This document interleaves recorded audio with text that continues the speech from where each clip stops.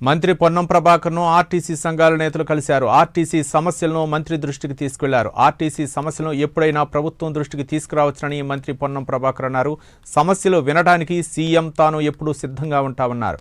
RTC పరిరక్షణ, కార్మికుల సంక్షేమానికి ప్రాధాన్యత ఇస్తున్నామని చెప్పారు. సమ్మె చేయవద్దని ఆర్టీసీ కార్మికులకు మంత్రి పొన్నం ప్రభాకర్ విజ్ఞప్తి చేశారు. ఆర్టీసీకి 16 నెలలుగా ఎన్నో మంచి కార్యక్రమాలు చేశామన్నారు. ఆర్టీసీ సమ్మె చేస్తే ప్రజలు ఇబ్బందులు పడతారని పొన్నం ప్రభాకర్ అన్నారు. గత ప్రభుత్వ హయాంలో ఆర్టీసీని నిర్వీర్యం చేశారని పొన్నం ప్రభాకర్ విమర్శించారు. దీనిపై మరింత సమాచారం మా కరెస్పాండెంట్ అజీం ఫోన్ లైన్లో అందిస్తారు. అజీం,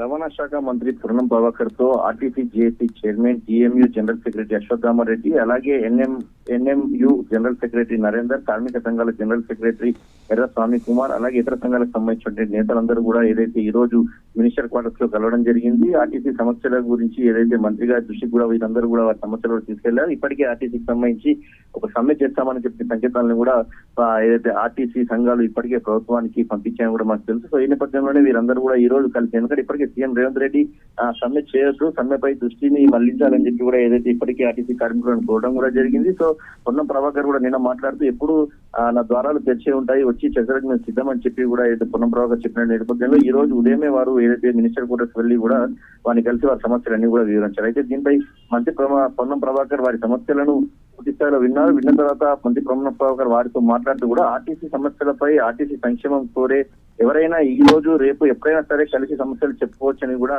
ఏదైతే పొన్నం ప్రభాకర్ చెప్పుకుంటూ వచ్చారు. అలాగే ఆర్టీసీ సమస్యలు వినడానికి నేను గాని, ముఖ్యమంత్రి సీఎం రేవంత్ రెడ్డి గాని కార్యాలయం ఎప్పుడు తెరిచే ఉంటాయని కూడా ఏదైతే ఒక పాజిటివ్ వేలో ఏదైతే అటు ఆర్టీసీకి సంబంధించిన సంఘాల నేతలతో చెప్పుకుంటూ వచ్చారు. ఇక ఆర్టీసీ సంఘాల పరిరక్షణ, కార్మికుల సంక్షేమం, ప్రయాణికుల సౌకర్యమే ఈ మూడింటికి ప్రాధాన్యత ఇస్తుందని, ఆర్టీసీ ఇప్పుడిప్పుడే కోలుకుంటుందని చెప్పి సమస్యలు తొలుగుతున్నాయని సమ్మె చేయవద్దని ఆర్టీసీ కార్మికులకు ఏదైతే పొన్నం ప్రభాకర్ విజ్ఞప్తి చేసిన పరిస్థితి కూడా కనిపించింది. అలాగే దీంతో పాటు గత ప్రభుత్వంపై కూడా పొన్నం ప్రభాకర్ తీవ్రమైన స్థాయిలో విమర్శలు కూడా చేశారు. గత 10 సంవత్సరాలుగా ఆర్టీసీని నిర్వీర్యం చేశారు. ఒక్క బస్సు కూడా కొనుగోలు చేయలేకపోయారు, ఒక ఉద్యోగం కూడా నియామకం చేయలేకపోయారు.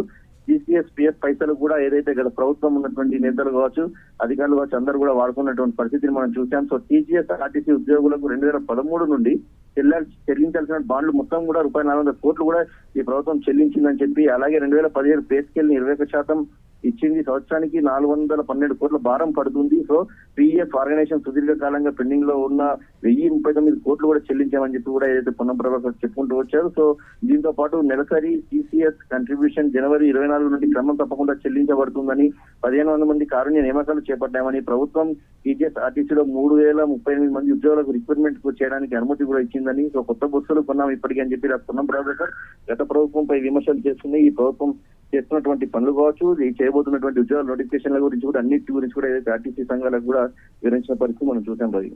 Right, thank you Azeem.